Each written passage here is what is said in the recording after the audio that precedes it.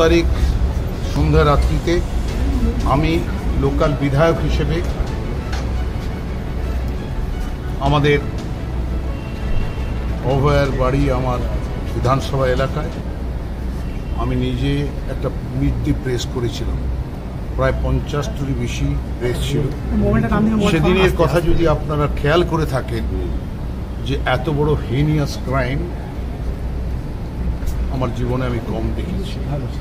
সেদিন আমি বলেছিলাম এর শাস্তি ফাঁসির থেকেও বড় শাস্তি দিতে হবে, এবং সেই দাবি আমি এবং আমার সরকার এই দাবিতেই আমরা অটল আছি। অনেক প্রেস হয়তো ভুল করতে পারে, কিন্তু রাজ্যের এখন বিচার ব্যবস্থাটা সিবিআইয়ের হাতে। সেই সিবিআইতে আজকে আমি এসেছিলাম ওদের সঙ্গে অ্যাপয়েন্টমেন্ট করে, ওরাও আমাকে আসার জন্য অ্যাপয়েন্টমেন্ট করেছে। ওদের অনেক কথা ছিল যেটা আমি এখানে বলতে পারি না, আমারও অনেক কথা ছিল যেটা আমি এখানে বলতে চাই না। আইনের পথ ধরে চলবে, কিন্তু আমি বলতে পারি ওই এলাকার বিধায়ক হিসেবে 50 বছরেরও বেশি সময় ধরে মানুষের সঙ্গে আছি। আমি যে বিচারের আইন আমরা নতুন করে তৈরি করেছি পশ্চিমবাংলায়,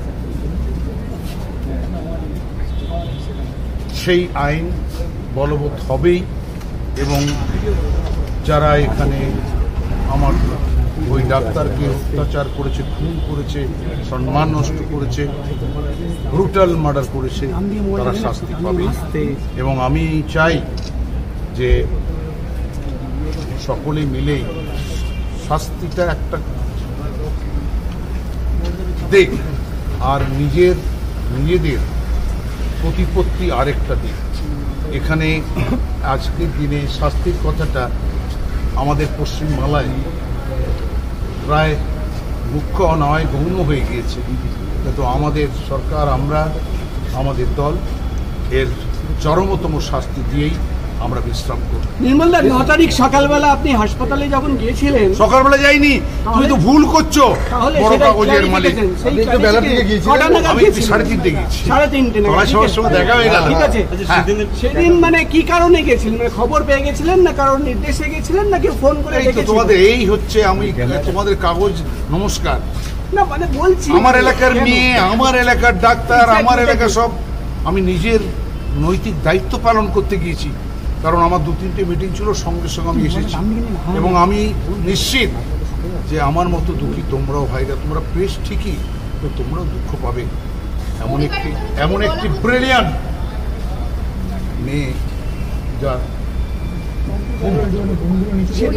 সেদিন সন্দীপ ঘোষের সঙ্গে আপনার কোনো মিটিং হয়েছিল? এসব মিডিয়ার কথা আমাকে বলছো।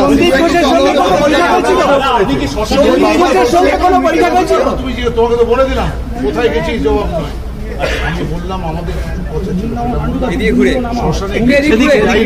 এটা তোমার সাবজেক্ট তো নয়। সন্দীপ ঘোষের সঙ্গে কোনো মিটিং হয়েছিল সেদিন? কার সঙ্গে? সন্দীপ ঘোষের সঙ্গে। আমার সঙ্গে সেদিনকে দেখা হয়েছে। সন্দীপ ঘোষ আলোচনার মধ্যে আসে না, আমার আলোচনার মধ্যে আসে না।